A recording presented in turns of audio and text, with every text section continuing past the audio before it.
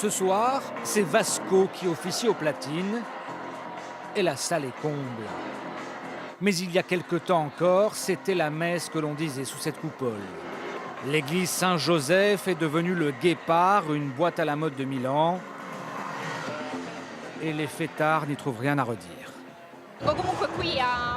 Ici, je peux venir boire un cocktail, mais je vais aussi à la messe le dimanche et je ne vois vraiment rien d'outrageux là-dedans.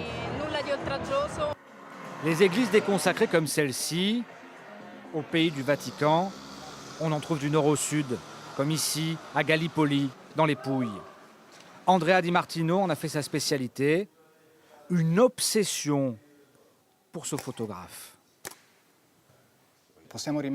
J'ai imaginé ce qui se passait avant, quand les fidèles venaient prier.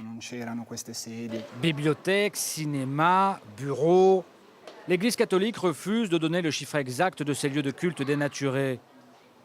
Mais de toute façon, dans son ordinateur, le photographe a ce qui est probablement l'inventaire le plus complet des églises déconsacrées d'Italie.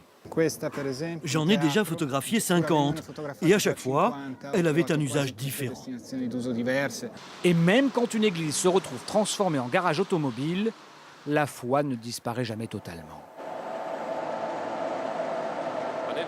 Quand j'entre le matin, je fais un signe de croix, même si ce n'est plus une église. Si l'église se sépare de son patrimoine, c'est d'abord pour des raisons d'argent. Elle ne peut pas entretenir l'immensité de son parc immobilier. Et puis, nous a avoué ce curé, c'est aussi parce que même en Italie, la population se sécularise. Évidemment, la fréquentation de la messe du dimanche est en baisse. On a de la concurrence. Les gens vont faire leurs courses. Les courses du week-end contre la messe du dimanche, à moins de réunir les deux en un, comme dans cette chapelle agence bancaire de Gênes. Selon certains chercheurs, l'Église catholique italienne aurait perdu 7 millions de fidèles ces 6 dernières années.